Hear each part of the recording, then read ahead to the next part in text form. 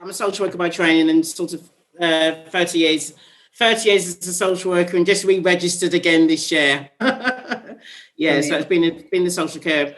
I only ever got up to sort of middle management level because I was never interested in getting into power positions in that sense, but I've been able to spend time getting to know people, be with people, work with people. So relational activism just came to me, and I came to it in that sense, through that sense of, getting closer to people is how we can actually, make things better. Really trying to bring those ideas around the whole system approach, and thinking about children and families as citizens, and how do we kind of redefine those relationships, and thinking about where the power is, all the sort of things that's really hard for people to do, but nevertheless they got a program called Warsaw Rights for Children, and it's really focused around those kind of questions, rather than just the terrible kind of ways that we've done reform before, as it were, So it was a really enjoyable program to work on, and been involved in what's called the Family Drug and Alcohol Court kind of developments as well the last 10 years, and that's around innovation and real kind of differences around the operation of the family justice system in the lives of families. So that's how I kind of ended up in the new job I've got, which is Family Justice Observatory, doing work around system impacts. And what I'm doing at the moment is trying to work out, well, what is our approach to change? What is our approach to systems change? Because we're working in a space of such institutionalized, hierarchical, real vested interests spaces, but with some incredible innovators and broad thinkers. We've got a very clear view. It's a 10-year journey, it's a 15-year journey. It's not going to happen overnight, but it's trying to create opportunities for conversations and connection. It's been interesting. I've been there for 7 months now, and it's been a challenge, but very interesting. I've got a fantastic director, Lisa Harker, who was involved with she's absolutely brilliant to have as a director, because she's given me a bit of breathing space to kind of go in there and have a little poke and see what you want to do. My organisation, when I started to talk about mapping the system and mapping the levers. We haven't got a clue. What is the content here? What is actually going on in the minds of people here? What is actually the experience? Because we're actually not talking to anybody. We're just putting them on a label on them, sticking them on a map. And I sort of very quickly said, this isn't going to work. This isn't going to work. Because it's the same for everything. There are so many, people that consider themselves like in the professional roles and experts who are just struggling with the system, to get me really finding it very difficult to do the job, to do the work, to feel that they're comfortable within it, feel very unhappy about it all.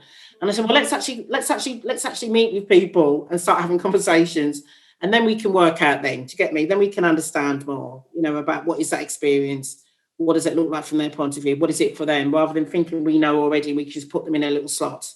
Because they're in that space. Because actually they're not in that space, actually. People are in all sorts of spaces because of the pressure that they're experiencing. And we're in a system that's adversarial, really, really oppositional.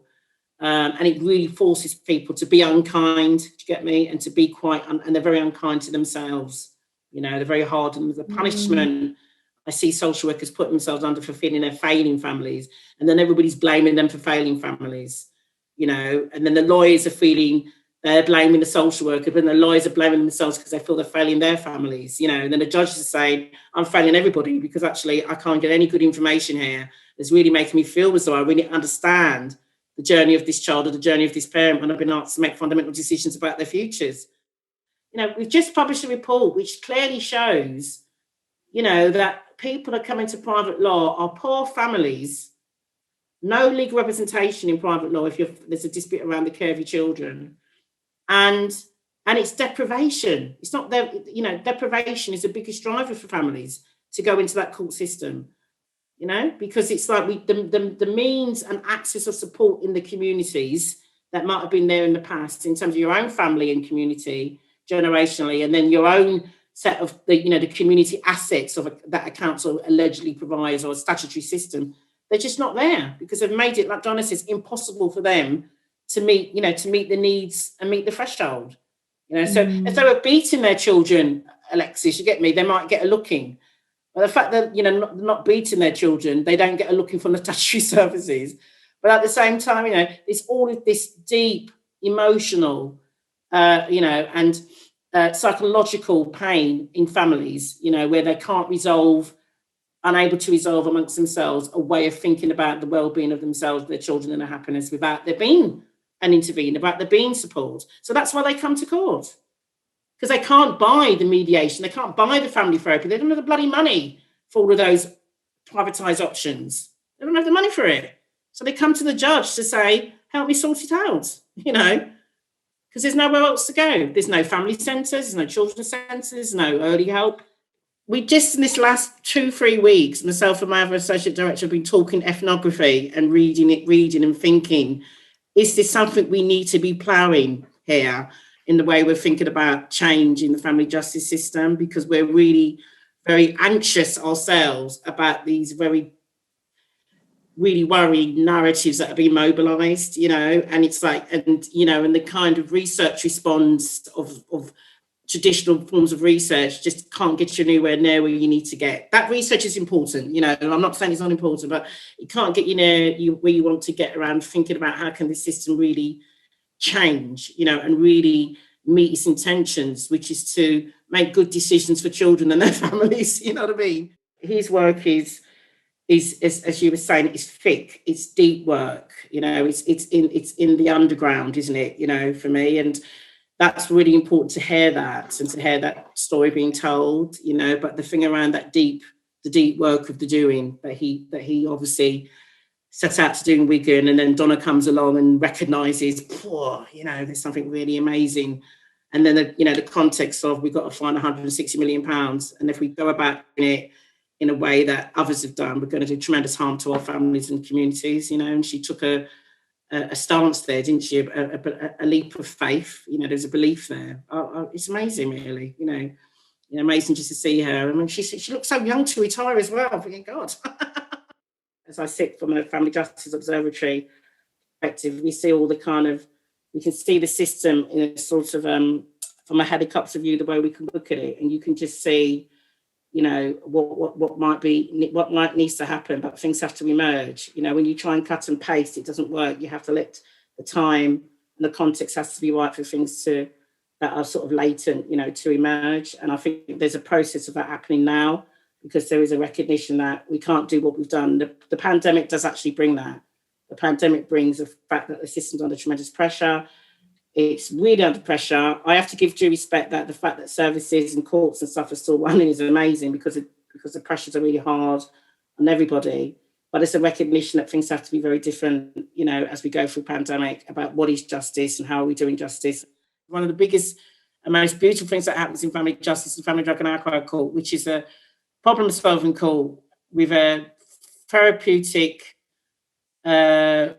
relationship that the judge has with the family. There's a therapeutic relationship with families, completely different way of thinking and feeling about the families, and the outcomes, you know, are incredibly positive for families, even when the family doesn't get what it wants, which is the child returned. The healing that happens to those families in that process because of what happens in that court. And that was like the lowest level judge set that court up in his own courts, you know, nearly 20 years ago. God bless him, he died 2 years ago. He's a beautiful man. And he's a DJ, never rose up the ranks, but just basically said, I'm seeing the great-grandchildren come through the revolving door of this system. What the hell is going on? And went off to the Tavistock and spoke to a couple of people there at the Tavistock about how can we really help families? How can we really help families when they come here? Because all I ever do is look at a system that's failing them. How can we create a stop to that and make an abruption to that in what we do in this courtroom? And so it's really great that the Welsh Government is now saying we're going to bring the FDAC there. Do you get me? We're going to try and do something different within our justice system, because it's got that beautiful positive infection. It infects the other bits of the system when it's there. So the other bit of the court starts to behave differently because the lawyers move from that to that, the same, and they start to behave differently in that arena then. Judges who are in the FDAC court often sit in the youth court. Anybody who goes into an FDAC court will come out and tell you it's a very different experiences, and it changes their perception of what they think they're doing in terms of representation, participation, and what is the focus around healing and well-being, because it's always centred on what's going to be the best solution for children, but it recognises that children live in family systems live in communities, and you can't ignore housing issues, poverty issues, funding issues, how we deal with wider issues around violence. If you're in an FDAC court, you have to engage in all of that world, and you have to try and create opportunities, for families to overcome the problems that they have, but also then support families, to re-enter a space that's safer for them and more supportive for them. So it's imbued with this social network theory, that you build social networks, and you're very much into promoting, that social network, those family strengths and those community strengths. So when people re-enter, hopefully with their children still with them, they're going to be safer and thriving. And, there's a whole model of giving in FDACs, and many parents who have been through FDAC and have done well come back as parent mentors for others, and end up, supporting people through the process, but also develop their own spaces. I know of one woman who set up a charity and is doing great work with other people, as a result of being recovered through the FDAC court. It's got a real recovery focus and a real restoration focus. It's talking about a pile of folders about her history handed to you, to get me, called a bundle, barristers, bundles, briefs, and you read that, but then you have to just set it all aside, because you tell yourself, remember, that story's not written by her, it's written by everybody else. And she's now, I'm not talking about, she set up a charity, she's just completely doing tons of stuff in her community. And, and her language and her talk to you is always, this was my opportunity to be recognised, somebody recognised something in me, and I want to be able to recognise for others. So that's why she did it. She goes, it can't just be about me, can it? It's got to be about all the others, because I know that's what was happening for me. Nobody recognised, because nobody's took time to actually ask me, how are you?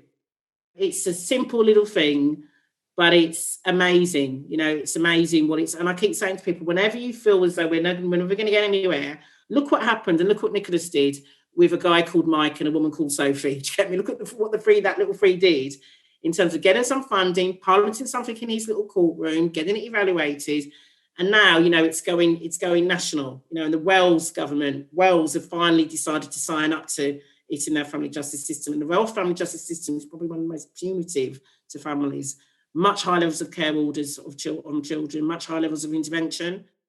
Who are change makers, and who do you think a change maker is? who's a person? What embodies a change maker? If you think in terms of, there are people that connect and relate, who in a moment in time, a movement can emerge. Something happens and movements are built, and the part of that is you do have some charismatic characters emerge in that context. I think of, obviously the obvious people in civil rights justice movements, the obvious people in terms of women and feminism, the obvious stuff in literature, history. So you can think in those terms, that it is about always the connection with others, and people come together with a set of ideas and feelings and realising other people feel that way and want to do something about it. But there's something about sometimes a charismatic person emerges. And I think Nicholas Croyce, was incredibly charismatic.